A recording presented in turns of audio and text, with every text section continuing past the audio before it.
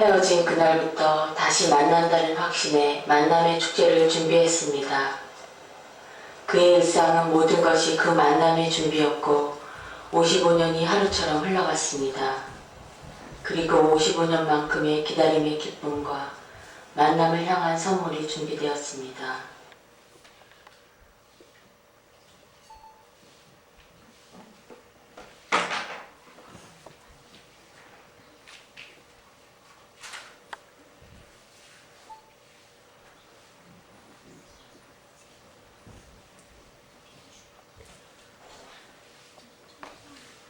그가 그 밤을 손님이라도 준비하듯 청소를 시작한 것을 본 것은 아마도 분단 반세기가 지난 어느 해 7월이었습니다.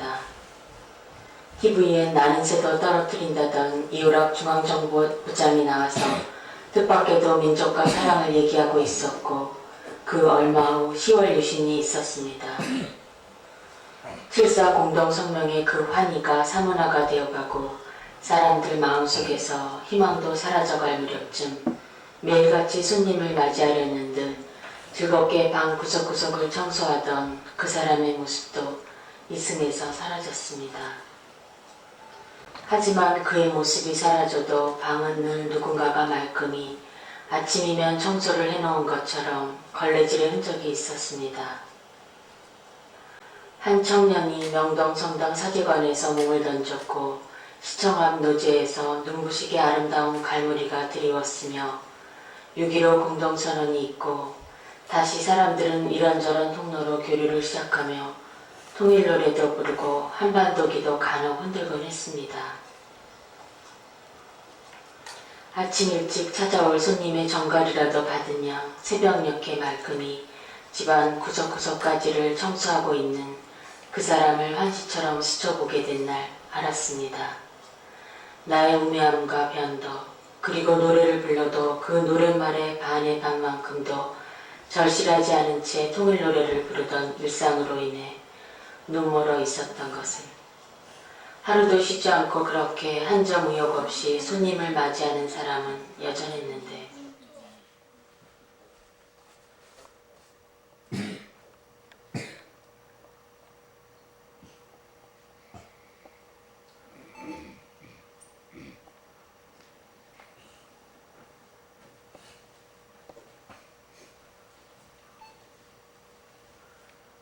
하얗게 빨래를 해서 하늘에 널면 바람이 다가와서 그 몸의 습기를 가져가면서 자신의 입내음과 향기를 남겨주고 갑니다.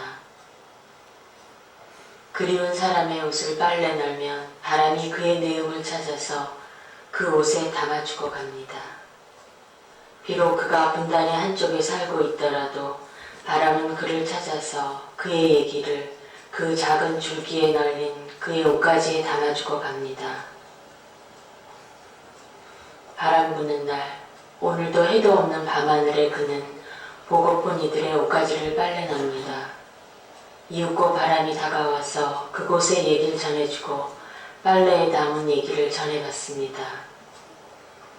바람에 나부끼는 하얀 빨래들의 움직임, 그 속에 떠나온 곳, 지금은 가지 못하는 곳에 서로 나뉘어 살고 있는 사람들의 고운 밀서가 있습니다.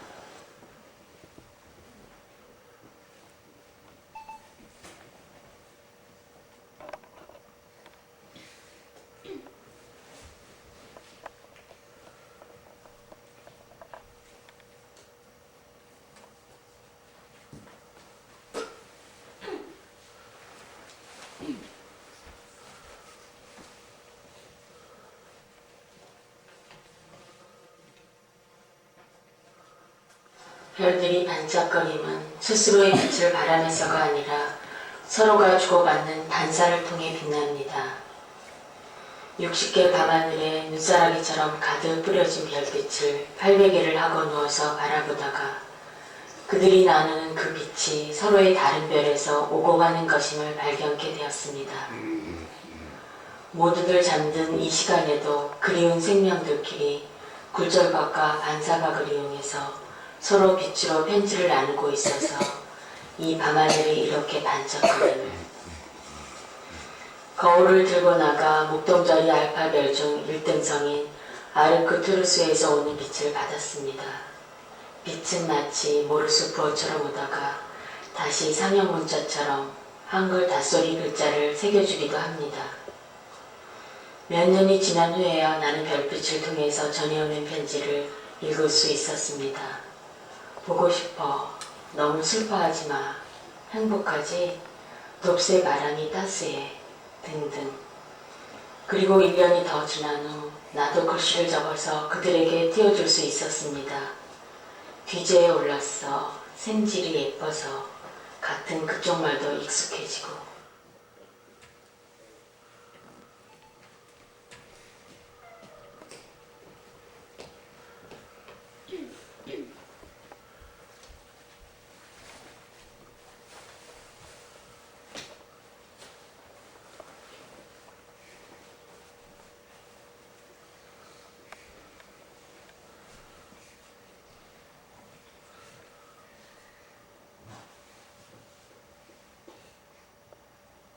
하이팔 올림픽과 평양 축전이 서로 다른 곳에서 준비되던 시간, 꿈에서만 간혹 들을 수 있던 그 음률이 라디오를 타고 흘러나오기 시작했습니다.